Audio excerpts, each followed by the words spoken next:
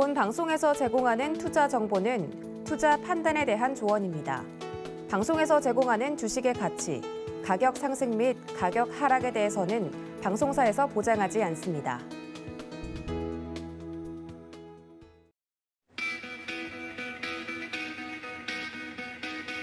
안녕하세요. 고수익 작전 타임의 이수연입니다. 전일 우리 증시는 혼조세로 마감했습니다. 외국인들의 매도세가 거칠게 이어지면서 코스피가 특히 많이 흔들렸는데요. 그래도 개인과 기관이 수급을 받쳐주면서 약보합권에서 거래를 마쳤습니다.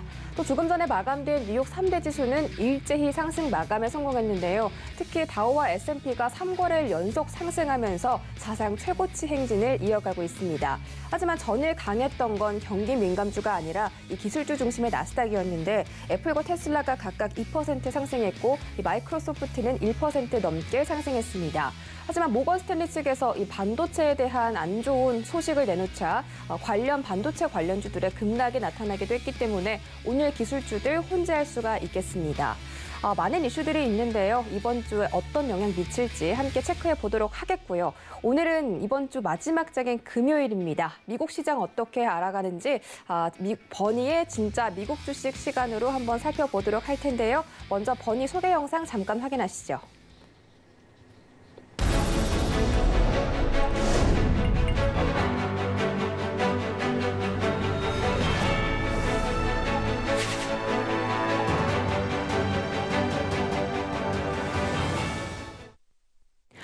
네, 38년 경력의 베테랑 트레이더입니다. 버나드 케인 씨와 함께하는 진짜 미국 주식 시간인데요. 오늘 소개해드릴 종목은 2012년에 구글 출신 멤버들이 함께 모여서 만든 기업입니다. AI 플랫폼, AI 대출 플랫폼인데 대출을 은행에서만 빌려받지 AI한테 빌린다라는 말은 정말 생소한데 이런 분야에서 독보적인 기업이 있다고 합니다. 오늘 이 기업에 대해서 자세한 분석 들어보도록 하겠고요. 첫 번째 질문부터 만나보도록 하겠습니다. 미국 주식 이야기에 앞서서 지금 최근에 시장을 많이 흔들고 있는 금리 이야기를 좀 나눠볼 텐데 이 금리가 미국 시장부터 어떤 영향을 미치고 있는지 한번 여쭤보도록 하겠습니다. Well, okay, that's a really good question. I've been trading for about 38 years, and when I first started trading, interest rates were at 20% in the United States.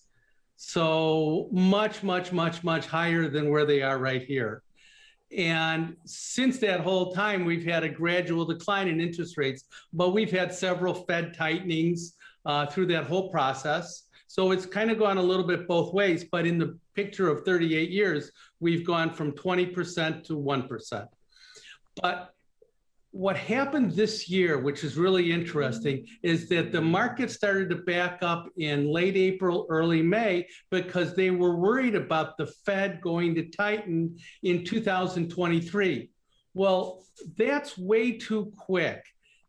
What we found when we look at the markets typically is that the stock market doesn't mind concerns about higher interest rates. What they do mind is when higher interest rates start to choke off the growth in the economy. So if we're worried in 2021 about what rate hikes we might see in 2023, that's way too far ahead. We have to think about it from the perspective of let's see what happens as we get close to 2023 and how our growth is. Because right now we have very easy money, a lot of liquidity in the system, which is great for the stock market.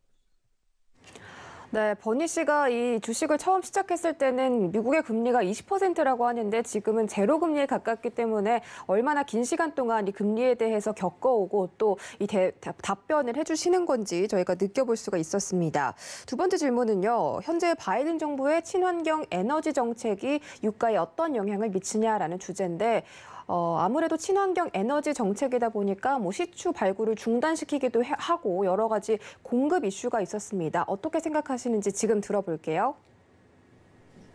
Shortly after the election, oil prices started to rally and vegetable oil prices started to rally because they're inputs into biofuels. So we create a lower emissions gasoline and diesel fuel using biofuels and using corn for ethanol. So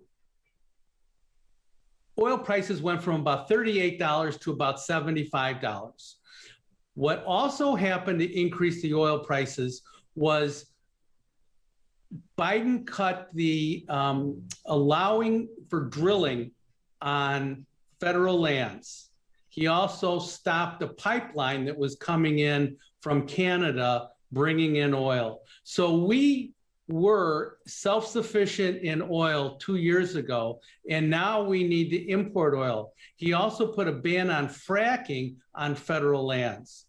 Now, so oil prices rallied to about $75. If they go much higher than $80, the people that can frack on private lands, not federal lands, will start to frack, and that will increase the supply. So I think OPEC doesn't want prices going much higher than $75. So they did a production boost about 2 weeks ago to make sure that we weren't going much higher than $75. They don't want the United States to compete with them. They want to be able to sell their oil to the United States and every other country around the world. 네, 유가 전망에 대해서도 짚어드렸습니다. 이제 앞서서 말씀드렸던 업스타트 홀딩스라는 기업에 대해서 분석해 드릴 텐데요. AI 대출 플랫폼이라고 합니다. 자세한 분석 함께 들어보시죠. Based artificial lending program. It's a platform that takes lenders subscribe into the platform, and people apply to make consumer unsecured loans in this platform. So it's a whole digital process. It was founded by David Gerard, who was the head of the software as a system, software as a service, at Google, which is $1 billion division. He left Google to go run this company. They started in 2012. They put their first loans on the platform in 2014, and they went public with an IPO at the end of last year in December. So we've basically had about 7 months of trading publicly where the public can buy the stock. And the stock has done great since then. Since September of up through September of last year, 70% of all the loans on the platform were automated and approved without any human interaction at all.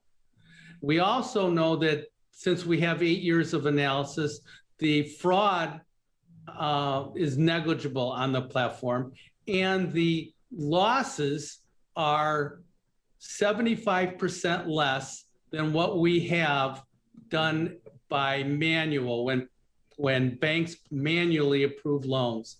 The losses on these loans are 75% less. 네, 앞으로가 더 기대되는 기업인 것 같은데 그렇다면 이 기업의 핵심적인 사업 포인트가 무엇인지까지 여쭤봤습니다.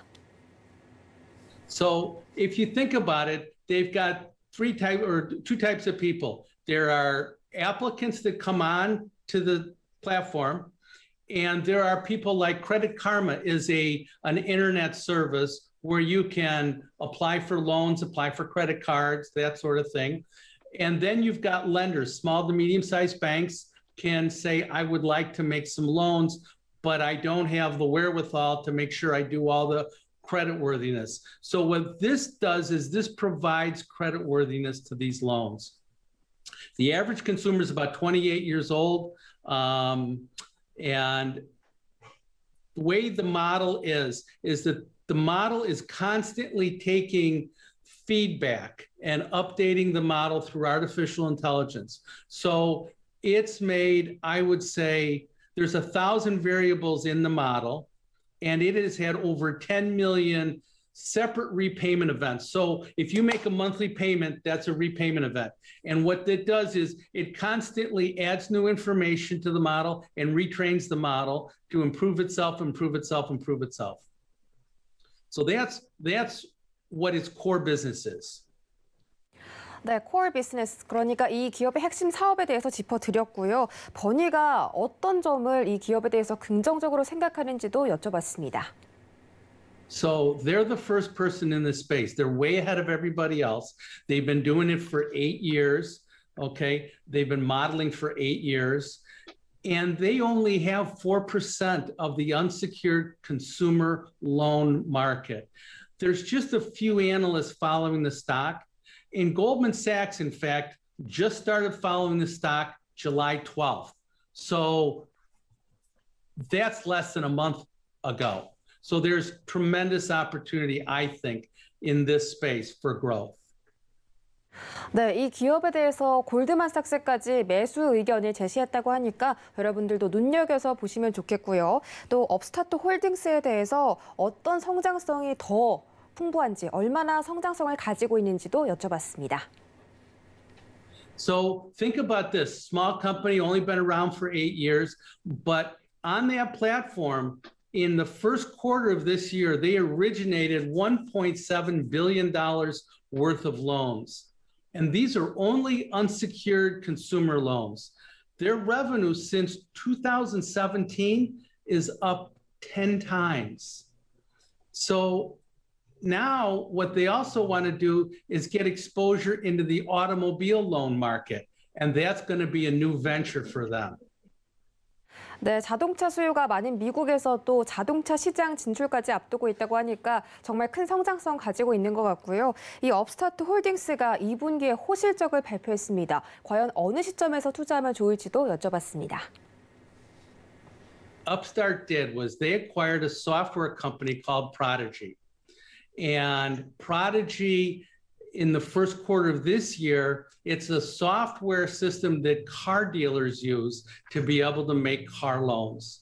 And they had $800 million worth of car sales through this software, Prodigy software.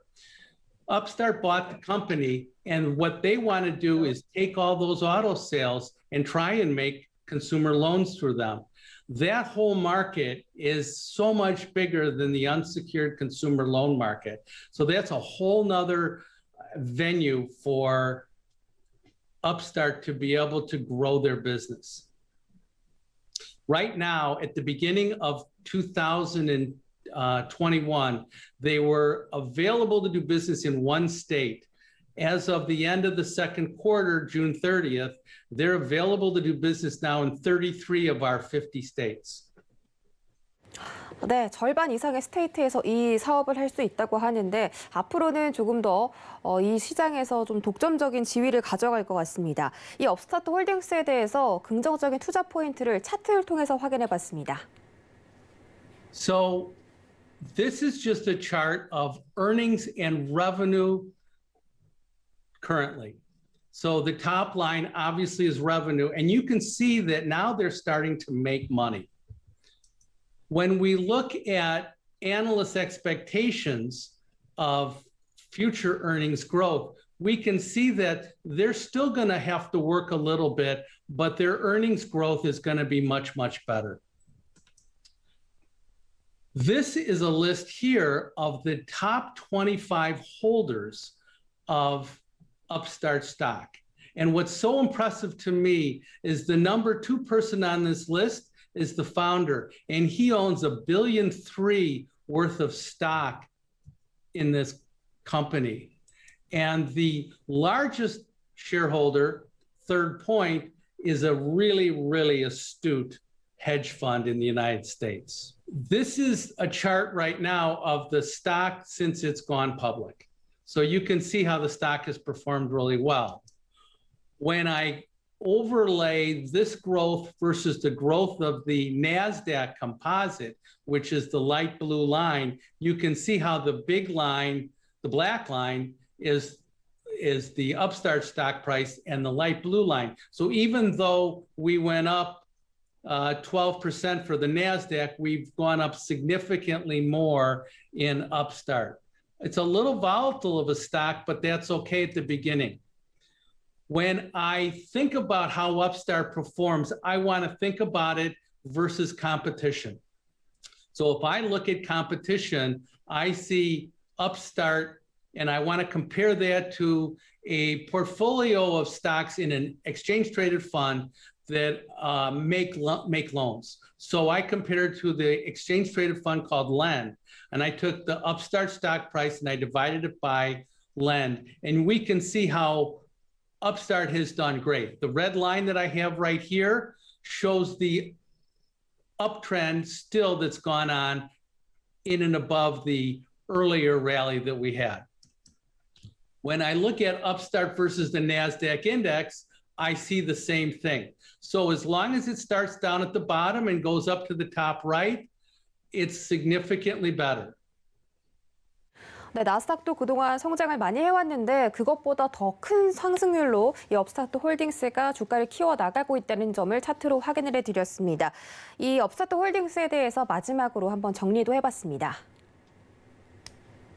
Yes, I think that Upstart's a really interesting company. It's the first real artificial intelligence lending platform. It makes loans and it makes money on the loans that get processed through the system, but it doesn't have any credit exposure if those loans go bad. They have such a head start on everybody else through their training model that it's going to be very hard for another company to catch them. JP Morgan has a ton of people that they make loans to, but they've never run their model. They've never run a model to train on and learn from all the different variables, say, that Upstart does. So even though JP Morgan makes a lot of loans, Upstart's loan and the quality of their loans, because of the work that the model does and the training, is superior to it. So I think there's tremendous amounts of growth here, particularly now that we've added autos. And we could add other kinds of loans down the road. 네, 지금까지 월가 트레이더 버니 씨의 미국 주식에 대해서 살펴봤습니다. 지금 업스타트 홀딩스는 UPST라는 티커로 이 나스닥에 상장되어 있는 종목인데 이 미국 주식에 직접 투자하시는 분들이 아니더라도 앞으로도 이렇게 성장성에 가득한 미국 기업들 소개해드릴 테니까요. 앞으로도 많은 기대 부탁드리겠습니다. 다음 코너로 이동하시죠.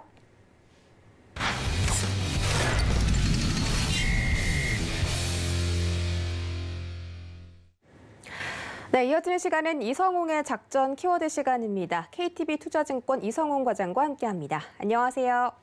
네, 안녕하십니까? 네, 반갑습니다. 첫 번째 키워드 확인하시죠.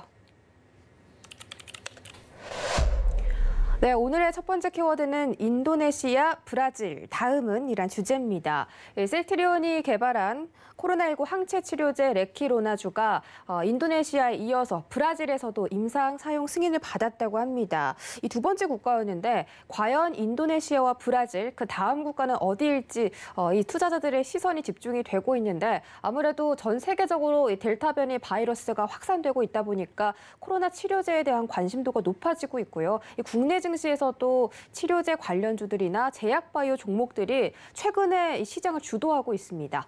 이 전망 어떻게 보십니까?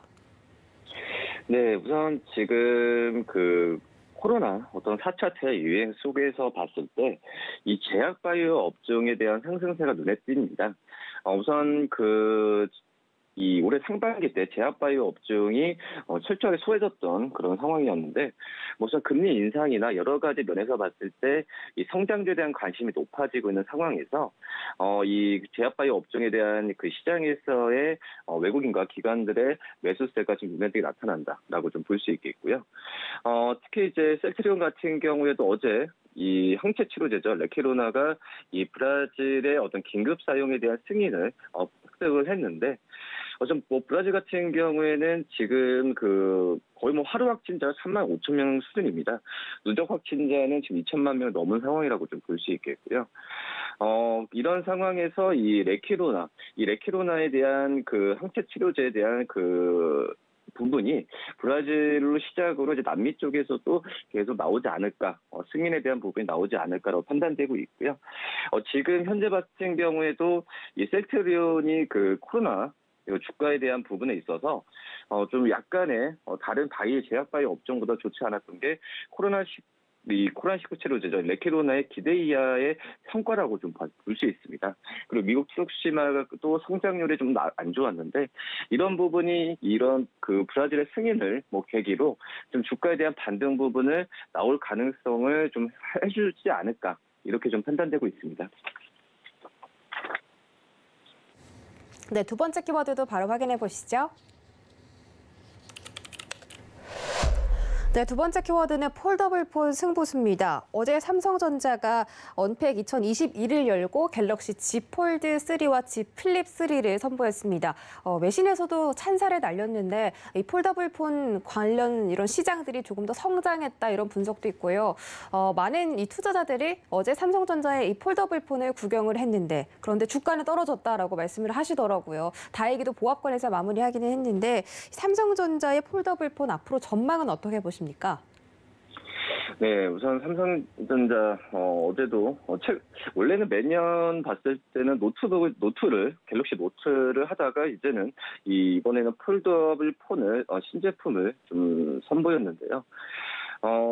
지금 이제 폴더폰 관련 부품주들에 대한 관심이 다시 한번 어제도 그렇고 나오지 않나라고 좀 판단되고 있습니다. 특히 이제 뭐 파인테크닉스, KH바텍, BH가 대표적인 이 갤럭시 폴더폰 어떤 수혜주라고 좀 볼 수 있겠는데요. 특히 이제 파인테크닉스 같은 경우에는 내장 힌지죠. 이 내장 힌지라고 알려진 메탈플레이트 시장 내에서 거의 뭐 독보적인 그 지위를 갖고 있는 현재 상황이라고 볼 수 있겠고요. 그렇기 때문에 폴더블 폰에 대한 출하량에 대한 성장이 어떻게 보면 파인테크닉스는 그대로 어떤 실적이 연결된다라고 좀 볼 수 있겠고요. 그다음에 뭐 KH바텍 같은 경우에는 이 2019년이죠. 그래서 2년 전에 폴더폰이 처음 나온 이후에 어떤 이 힌지에 대한 부분, 그러니까 파인테크닉은 내장 힌지라고 한다면 KH바텍은 외장 힌지라고 좀 볼 수 있겠는데요. 뭐 이런 점에서 봤을 때는 이 실적에 대한 반영 부분을 계속 나와줬던 부분이기 때문에 이 KH바텍도 갤럭시에 대한 이 폴더폰 출시에 바로 직접적인 영향을 받을 가능성이 크다라고 좀 생각이 됩니다. 특히 이제 뭐 BH 같은 경우에는 RF PCB 업체라고 좀 알고 계시다라고 생각이 되는데 우선 BH 같은 경우에 폴더블에 이 플렉시블 이 OLED 패널만 대응이 가능한데 이 패널 면적이 넓어지면서 이 OLED용 이 PCB 쪽으로의 이 수혜가 되는 부분이기 때문에 이 BH 같은 경우도 폴더블폰의 직접적인 어떤 수혜주라고 좀 평가를 많이 받는다라고 좀 볼 수 있습니다. 그렇기 때문에 이 세 개의 기업을 폴더폰 관련주로서 좀 관심 있게 봐도 괜찮지 않을까 이렇게 판단됩니다. 네, 삼성전자가 앞으로는 이 폴더블 폰 시장에서 독보적인 행보를 이어나갈 것이다라고 말씀해 주셨고 나머지 폴더블 폰 관련 부품주들까지 관심 있게 챙겨보시기 바라겠습니다. 네, 앞서서 말씀드렸지만 코로나19 확산세가 심각해지고 있습니다. 국내에서도 처음으로 2,000명을 넘기는 등 계속해서 이 급증세가 줄어들지 않는 모습인데 그중에서도 이 삼성 바이오로직스, 모더나의 CMO 위탁 생산으로 집중을 받고 있습니다. 이 모더나 수혜로 인해서 주가도 100만 원 가까이 향하는 등 최근에 바이오 종목의 랠리가 대단한데요. 삼성 바이오로직스는 어떻게 대응해 볼까요? 네, 지금 이번 주에 가장 핫했던 소식 중에 하나가 바로 SK 바이오사이언스의 임상 3상에 대한 승인이었는데 역시 그만큼 이 CMO 기업에 대한 관심이 높아진다라고 좀 볼 수 있겠고요. 특히 이제 이 삼성바이오로직스 같은 경우에는 이번에 뭐 2분기 실적을 본다고 하더라도 참 의미가 있습니다. 우선 실적도 실적이지만 그 전에 우려됐었던 뭐 1분기 1공장, 뭐 2공장에 대한 비용에 대한 부분에 있어서 리스크가 없어진 깨끗해진 상태라고 볼 수 있겠고 그리고 3공장의 가동률도 높아지는 걸 본다고 하면은 3, 4분기가 또 충분히 이 실적을 기대로 해도 괜찮지 않을까라고 좀 판단이 되고 있습니다. 지금 최근에 이제 그 모더나에 대한 생산에 대한 얘기가 많은데요. 뭐 그런 점에서 원래 뭐 계약상대로 한다면은 충분히 3분기 때 실적은 2분기 이상을 나올 가능성이 있다라고 좀 판단되고 있고요.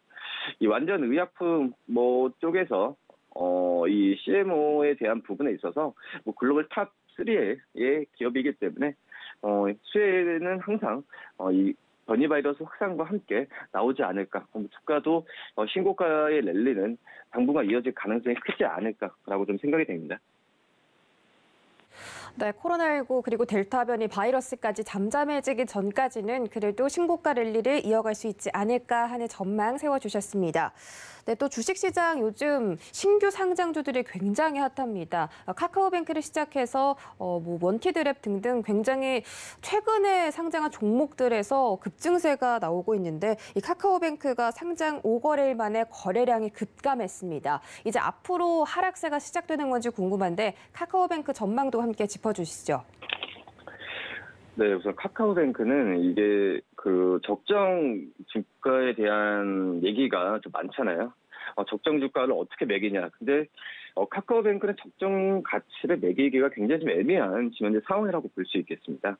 한마디로 이 기업 가치에 대한 더 많은 논의가 필요한 상황이기 때문에 이 주가에 대한 상승을 본다고 하더라도 어디까지 갈지 또 이제 이거에 대한 매수 매도 이거에 대한 부분을 판단하기 좀 애매한 구간이다라고 생각이 됩니다. 하지만 이 단기적으로 이 카카오뱅크 주가가 올랐음에도 불구하고 조정을 많이 안 받는 걸 본다면 추가적인 상승 여력은 더 있다라는 부분이 좀 나타나주는 상황이고요. 이 카카오뱅크 같은 경우에 금융 플랫폼 어떻게 보면은 국내 최대 인터넷 전문 은행이기 때문에 이 금융 어플 가운데에서도 MAU가 지금 1,300만 명을 기록하고 있습니다. 거의 1위라고 볼 수 있겠는데 국내 전체 어플 중에서도 14위에 달한다라고 좀 볼 수 있겠고요. 지금 그 은행 이 고객들을 본다고 하더라도 주로 이제 이 고객들이 그 20대, 30대라고 좀 볼 수 있겠는데 지금은 40대, 50대 같은 경우에도 이 퍼센테이지 수를 늘어나는 과정을 20%까지 이상을 40대, 50대 돌파를 하면서 이제 어떤 금융 플랫폼 이제 회사가 아니라 어떤 그 전통적인 은행 업체로서도 많이 바뀌지 않을까라고 좀 생각이 되고 있습니다. 그렇기 때문에 어떤 기존 금융주와 동일선상에서는 비교하기에도 약간 좀 애매하지만 제가 봤을 때는 안정적인 어떤 사업 구조만 잡힌다고 한다면은 충분히 카카오뱅크의 어떤 은행 업체로서 자리 잡을 가능성이 크지 않을까 이렇게 보입니다. 네, 지금 금융주 1위를 달리고 있지만 아직까지도 고평가 논란이 끊이지 않고 있는데 사업 구조가 안정을 되찾는다면 카카오뱅크 앞으로도 성장 가능성이 있다라고 정리해드리도록 하겠습니다. 오늘 시장 대응 작전 중요해 보이는데요. 전일 코스피 코스닥을 혼조세로 마감했지만 뉴욕 증시가 3대 지수 모두 강보합권에서 거래 마치면서 상승했습니다. 오늘 금요일장이기 때문에 약간 걱정이 되는데 오늘장 대응 작전은 어떻게 세워볼까요? 오늘 같은 경우도 종목별 장세 계속 일어날 가능성이 크다라고 좀 볼 수 있겠고요. 중요한 부분 같은 경우에는 우리나라 시장만 전체를 놓고 본다고 한다면 반도체주들의 하락세가 계속 나와주고 있기 때문에 어떤 그 전체적인 부분에 있어서는 좀 우려스러운 부분은 지금 있다라고 좀 말씀을 드릴 수 있겠고요. 종목별로 접근하는 전략을 좀 신중히 고려해야 될 시기이지 않을까라고 좀 생각이 되고 있습니다. 특히 이제 외국인과 기관 쪽에서의 매수세가 이어지는 종목 위주로 매수를 해도 괜찮다라고 판단되고 있고요. 지금 현재는 이 민감주 대비해서 이 성장주에 대한 관심이 좀 많이 높은 상황. 특히 이제 이 제약바이오 제가 말씀드렸던 이 삼성바이오로직스나 이런 기업과 업종에 대한 관심이 높아진 상태고요. 카카오뱅크처럼 또 이제 그 성장주에 대한 어떤 인터넷 플랫폼에 대한 관심이 더 높아지는 시기이기 때문에 제가 봤을 때는 이 성장주에 대한 관심을 가장 낮지 않을까라고 좀 생각이 되고 있습니다. 지금 현재도 봤을 때도 미국 증시 본다고 하더라도 마이크론 추가 급락세를 영출했는데요. 그렇기 때문에 반도체에 대한 투심 어떤 회복이나 이런 부분을 좀 지켜봐야 되는 게 맞지 않을까 이렇게 보입니다. 네, 기술주는 상승했지만 마이크론이 굉장히 많이 급락세가 나타났기 때문에 오늘 반도체 관련주들 유의 깊게 지켜보시겠고요. 또 신규 투자보다는 관망하는 심리가 더 지금 시장에는 대응이 필요하다라고 말씀해 주셨습니다. 지금까지 KTB 투자증권 이성훈 과장과 함께했습니다. 고맙습니다. 네, 감사합니다.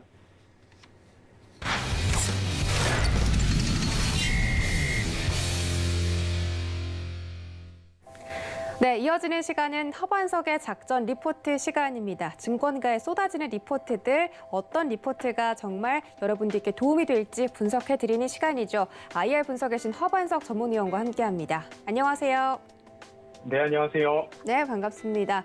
이번 주 반도체 업종에 대해서 다뤄봤는데 최근에 반도체 시장이 많이 흔들리고 있어서 투자자분들께서 좀 집중하실 것 같습니다. 오늘도 잘 분석해 주실 수 있으시죠? 네, 그렇습니다. 알겠습니다. 바로 확인하시죠. 네, 이번 주는 리포트 리뷰입니다. 벌써 금요일이 다가왔는데 이번 주는 반도체 관련해서 SK하이닉스와 원익 IPS 그리고 SNS텍까지 분석을 해드렸습니다. 이 세 가지 종목 모두 성장성을 갖고 있지만 최근에 주가가 부진한 모습을 보여주고 있는데 다시 한번 분석해 주시죠. 네, 이번 주 반도체 업종에서 세 가지 종목 SK하이닉스, 원익 IPS, SNS텍을 좀 살펴보고 있습니다. 전기전자 업종 중에서도 반도체 섹터, 모건 스탠리의 D램 가격 하락 우려에 대한 리포트가 나오면서 국내 삼성전자와 SK하이닉스에 대한 목표 주가를 대폭 거의 절반 가까이 내렸습니다. 이러한 경험들을 2차 전지 섹터에서도 한 번쯤은 하셨었죠.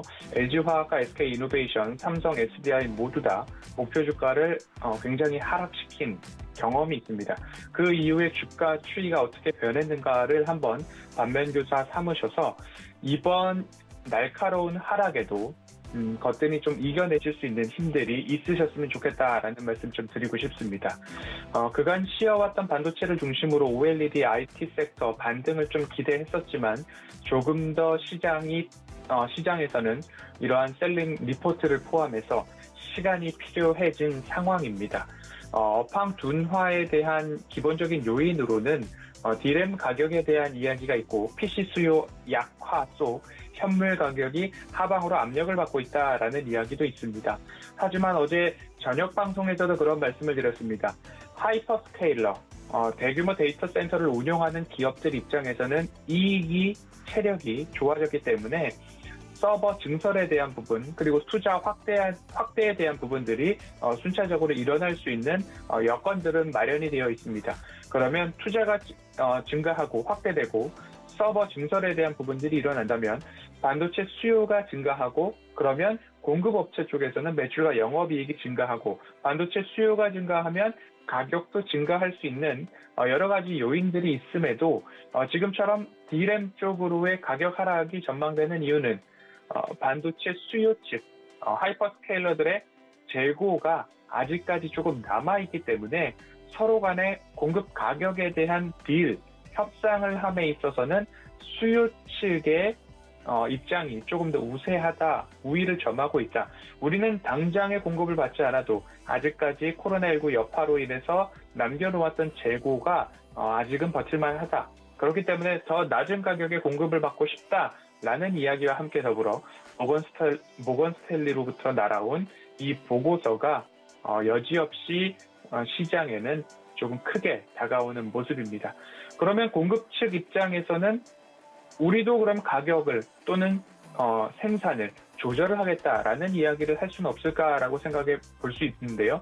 그렇게 된다면 1차적으로는 반도체 생산 라인은 멈출 수가 없다라는 부분 한 가지랑 또 한 가지는 가격 담합에 대한 시기가 조금 나올 수 있기 때문에 반도체 공급업체 쪽은 조금 불리한 입장이 있지 않을까라는 모습입니다. 이런 것들을 좀 차치하고 어제 있었던 미 증시를 좀 살펴보면요. 마이크론 테크놀로지가 하락을 했습니다. 하락을 했는데 저가를 약 마이너스 8.29% 저가를 찍고 마감으로는 마이너스 6.37%로 밑꼬리를 달면서 조금 올라온 모습입니다. 하지만 이 밑꼬리 달린 모습이 조금 차트상 기술적으로 좀 집중을 해볼 필요가 있을 텐데요. 직전 횡보 구간, 조정 구간, 상승이 나오기 직전에서 반등이 조금 나왔다라는 부분들에 있어서는 의미를 조금 부여해 볼 수도 있지 않을까라는 생각이 들면서도 필라델피아 반도체 지수를 본다라고 한다면 사거래일 조금 더 따져보면 6거래일 연속적으로 하락을 하는 모습입니다. 국내 코스피 지수와도 조금 연동된 모습이고요. 삼성전자와 SK하이닉스 차트들이 마이크론과 필라델피아 반도체 지수를 봤을 때에는 일부 맞아떨어지는 부분들도 있습니다. 그렇기 때문에 어제장에서는 성장주 중심의 상승이 좀 나왔고 언택트에 대한 상승도 조금 있었습니다. 이러한 부분들을 감안해 보시고 너무 급하게 대응하지는 않아도 되는 시장일 수 있다. 하지만 보유자분들은 지금 내가 손절을 하고 싶다라는 생각이 어제도 그제도 오늘도 나타날 수 있습니다. 하지만 지금 매도하는 자리는 최저점에서 내가 매도하는 자리가 될 수 있다라는 부분 좀 참고를 하시고 감안을 하셔서 지금은 매도할 때가 아니다. 오히려 이 시기에 누군가는 매수를 하고 싶은 기회로 생각하고 있기 때문에 지금 매도하는 자리가 최저점이 될 수 있다라는 생각을 한번 해보셨으면 좋겠습니다. 그러면서 SK하이닉스나 원익 IPS나 SNS텍 세 종목 모두 다 데이터는 우리에게 어떤 이야기를 해주고 있는가? 매출액과 영업이익과 당기순이익이 올해 내년 후년도까지 증가를 하고 있지는 않은가? 이 데이터에도 한번 좀 집중을 해보시면 어떨까라는 말씀을 좀 드리고 싶습니다. SK하이닉스를 좀 살펴보도록 하겠습니다. 2분기 실적은 10조 3천억 원, 영업이익은 2조 6,900억 원, 그리고 3분기 쪽으로 빠르게 좀 넘어가 볼까요? 3분기 실적에 대해서는 앞으로도 증가할 수 있다라는 이야기가 조금씩 나오고 있습니다. 3분기 실적 같은 경우에는 여전히 좋은 이야기들, 랜드 사업 부문 3분기 흑자 전환에 대한 기대감들, 키움증권 같은 경우에는 3분기 실적을 11조, 지금 3분기 실적을 11조까지 보고 있고요. 11조 7천억 원까지 보고 있고요. 영업이익 4조 원까지 보고 있는데요. 유한타증권 같은 경우에는 3분기 실적을 매출액을 12조 4천억 원, 영업이익을 4조 2,300억 원까지 조금 더 긍정적으로 보고 있는 흐름입니다. 디램 가격이 하락한다라는 부분 리포트, 모건 스탠리의 리포트는 PC 디램 쪽으로 있습니다. 그 부분 여전히 연초 대비 또는 저점 대비 4% 이상 이미 가격이 올라와 있고 최소 0%에서 최대 5%까지 가격 하락이 전망되어 있다라는 이야기가 나와 있는데 그만큼 적중해서 가격이 하락한다 해도 삼성전자와 SK하이닉스의 추가적인 그렇게 주가를 지금만큼 떨어뜨릴 만큼의 이익 하락은 조금 과했다라고 좀 볼 수도 있을 것 같습니다. 그런 부분 참고하셔서 SK하이닉스 보유자분들은 지금 내가 매도하면 거기가 저점일 수 있다라는 부분만큼은 오늘 시장에서는 꼭 기억을 해보시면 좋을 것 같고요. 원익 IPS도 반도체 장비 쪽으로 국산화 그리고 명실공히 우리나라 장비 성장, 반도체 성장과 함께 궤를 같이 하고 있는 기업이다라는 말씀을 드렸고요. 오랜 기간 장비 쪽으로는 여전히 좋았다라는 말씀 드리고 싶고요. 원익 IPS도 3분기 영업이익 여전히 직전 분기 대비 증가하고 있고 매출액도 증가하고 있고 디스플레이 장비 쪽 앞으로 중화권 공급이 늘어난다라고 한다면 장비와 디스플레이 함께 성장을 이끌어갈 수 있다라고 말씀을 드렸습니다.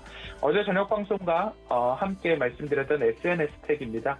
블랭크 마스크라는 부분들은 EUV 장비가 국내 삼성전자에 도입이 되면 장비에 국산화는 원익 IPS, 소재에 국산화는 SNS텍이 앞으로 이끌어 나갈 전망이 있다라는 부분 좀 말씀을 드렸고요. 이제 2분기 바닥을 찍고 올라가고 상승할 수 있는 기회들이 있다. 그리고 21년도 올해 전체 매출액 1,050억 원, 영업이익 150억 원은 전년 대비 20% 매출액 성장과 전년 대비 30% 이상의 영업이익 성장이 좀 있다라는 부분 감안하셔서 올해 내년 후년도까지 성장하는 데이터에 집중을 해본다면 반도체 섹터 관심을 가져볼 수 있고 오히려 기회로 생각하는 분들도 있다라는 부분 감안을 해보셨으면 좋겠습니다. 노란톡 오픈 채팅방에서 이번 주 반도체 업황에 대한 이야기들 조금 자세히 말씀을 드리고 있고요. 어제 시장에도 그렇고 오늘 시장도 그렇고 조금 유심히 의견 나눠보도록 하겠습니다.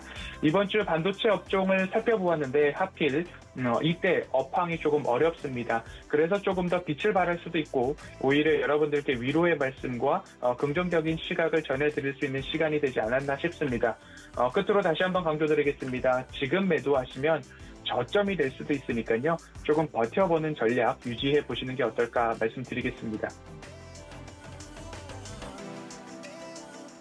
있었던 종목들 가지고 계신 분들께 정말 많은 힘이 되는 말씀이었는데 지금 반도체 시장이 매우 안 좋습니다. 하지만 지금 매도하시는 건 오히려 더 손실을 보는 그런 대응일 수도 있으니까 조금만 더 힘내보시고 상승할 때 그럴 때 기분 좋게 매도하시길 바라겠습니다. 더 자세한 정보 원하시는 분들 문자 받는 사람 샵 0082번에 허반석이라고 전송해 주시면 지금 같은 이야기 이 방송 외에도 나눠보실 수가 있습니다. 많은 참여 부탁드릴게요. 네, 저희는 이어지는 시간으로 이주현의 주유소 포트로 넘어가 보도록 하겠습니다. 네, 저녁 8시에 방송되는 주유소 시간에서 이주연 전문위원의 포트 종목들 개장 전에 리뷰해보는 시간입니다. 이주연 전문위원 바로 만나볼게요. 안녕하세요. 네, 안녕하세요.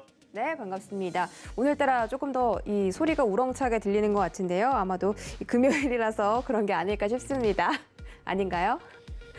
맞습니다. 네, 알겠습니다. 오늘 주유소 운영 원칙 먼저 확인하고 가시죠. 네, 이주연의 주유소 포트 운용 원칙입니다. 바닥난 포트폴리오를 접수한 뒤에 기존 종목들을 손절하고 전문가 추천주로 포트를 운용하게 됩니다. 그리고 최고 수익률 산정 기준은 종가로 하고 있고요. 한 종목 추천을 원칙으로 하고 있습니다. 다음 장 보시죠.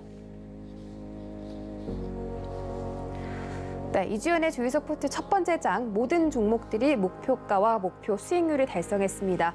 동신건설과 삼익THK는 각각 목표가 5만 원과 16,000원 도달했고요. CJ ENM은 무려 26% 넘는 수익률을 챙겨가면서 목표 가격까지 도달을 했습니다. 서암기계공업은 15% 수익률 챙겨갔고요. YGEM게임즈는 며칠 만에, 몇 거래일 만에 수익률 16% 넘게 가져갔습니다. 다음 장 보시죠.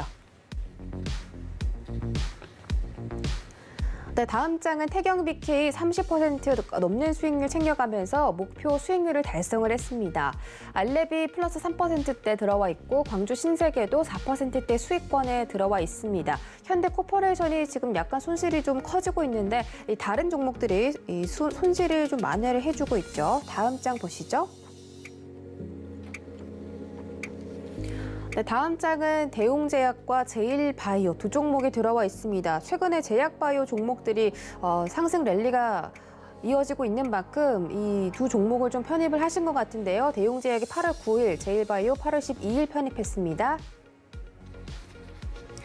네, 지금 종목들 살펴보고 돌아왔습니다. 이제 이번 주 마지막 장인데 마지막 장인 만큼 걱정이 많이 크실 것 같습니다. 아무래도 반도체 종목들 걱정 많으실 텐데 전일 삼성전자는 1.9%대 하락 보였고요. SK 하이닉스가 지금 많이 부진합니다. 오늘 1,500원 선 지지를 해주고 있지만 아마도 깨지지 않을까 뭐 그런 걱정이 들고 있거든요. 전일 미국 시장에서 마이크론의 급락세가 연출되기도 했고 이 모건 스탠리 측에서는 앞으로 반도체 측에서 공급이 수요를 초과할 것이다라는 이슈 분석을 내놓으면서 반도체 업종이 오늘까지 좀 흔들릴 것으로 보이는데 삼성전자와 SK 하이닉스 대응은 어떻게 볼까요?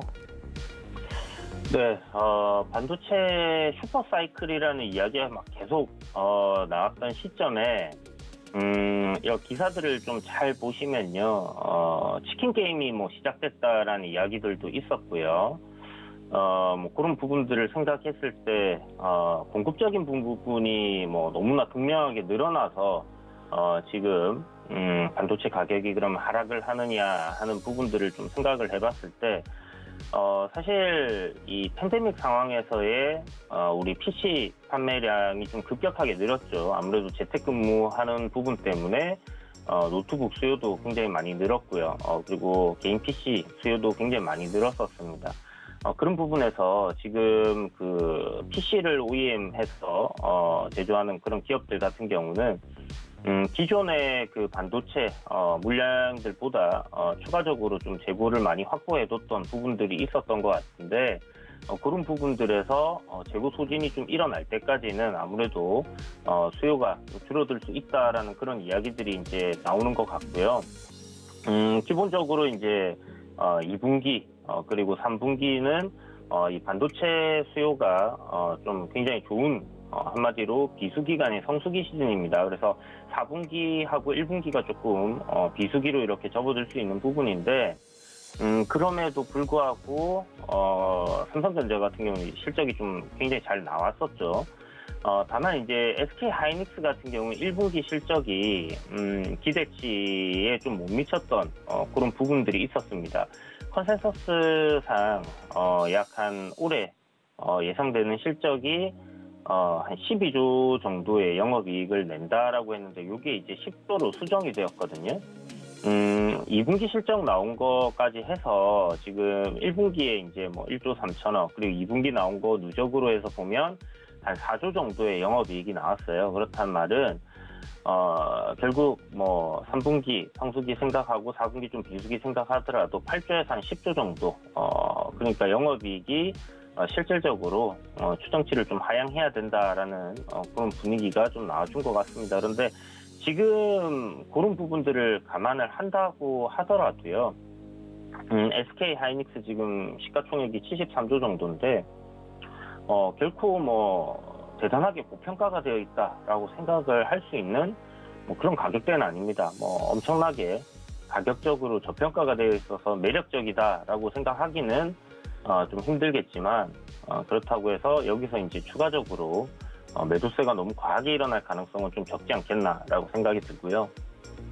전일 마이크론 테크놀로지 아까 앵커님께서 말씀해 주신 것처럼 6% 넘는 좀 조정폭이 나왔어요. 우리가 이제 마이크론 테크놀로지 차트를 좀 보면요, SK 하이닉스 차트와 좀 흡사하게 만들어져 있는 부분이 있습니다. 그리고 기술적으로 봐도 추세대 하단 자리까지 이제 조정이 나온 부분이고, 거래량 측면에서도 역대급으로 거래량이 많이 터졌고요. 지지도 70불이라는 이 가격대 부분에서의 지지를 좀 보여줄 수 있는 그런 부분까지는 일단 조정이 나왔다라고 봐야 될 것 같습니다. 그래서 전체적으로 상승 측면에 한 절반 정도까지는 조정이 나온 상황이기 때문에 마이크론 테크놀로지 어저께 이제 급락은 삼성전자와 SK 하이닉스 조정에 따른 추가적인 하락이 아니었나라고 생각이 좀 들고요. 그런 부분에서 오늘 국내 SK 하이닉스라든지 아니면 삼성전자가 반등하는 흐름들을 보여준다라고 했을 때 아마 저녁에 미국장에서의 마이크론 테크놀로지 반등 흐름이 좀 나올 가능성이 높겠다라고 생각해 볼 수 있을 것 같습니다.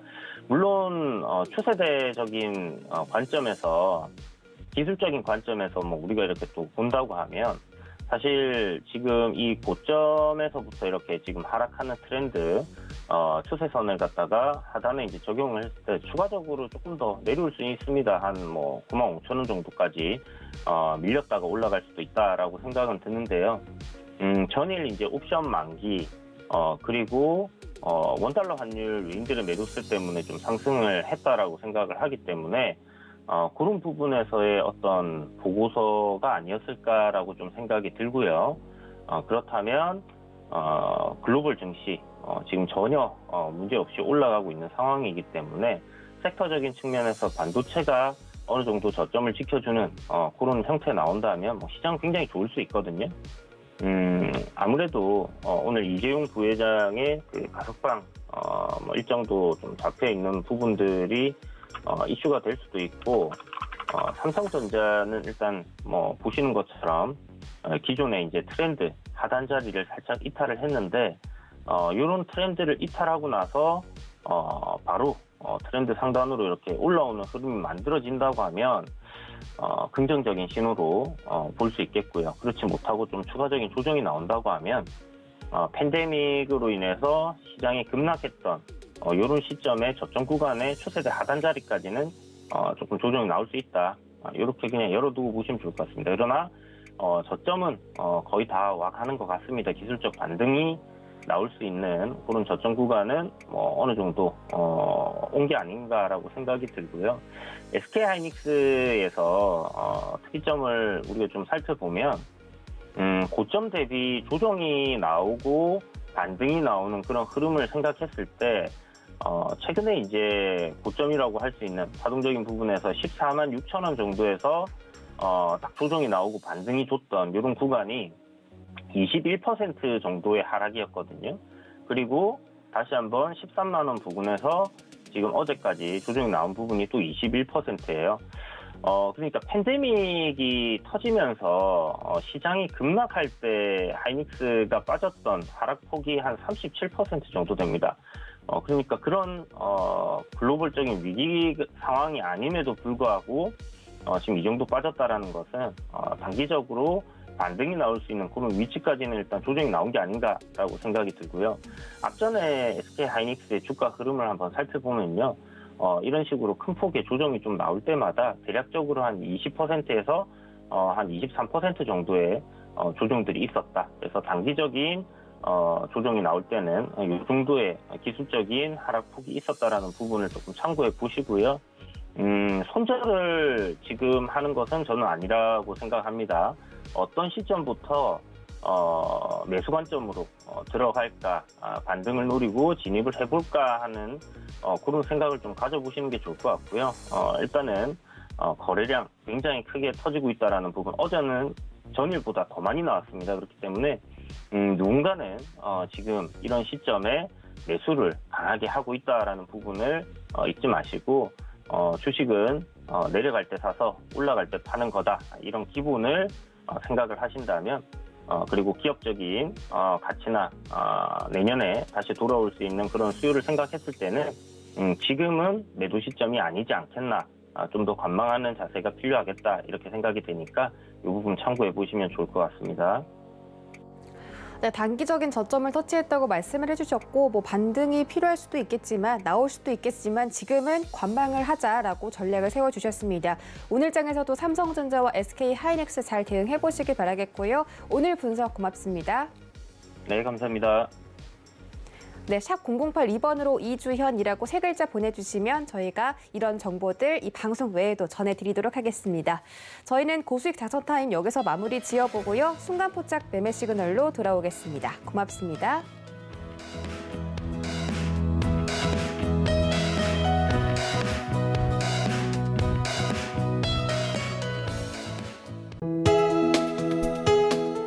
본 방송에서 제공하는 투자 정보는 투자 판단에 대한 조언입니다. 방송에서 제공하는 주식의 가치, 가격 상승 및 가격 하락에 대해서는 방송사에서 보장하지 않습니다.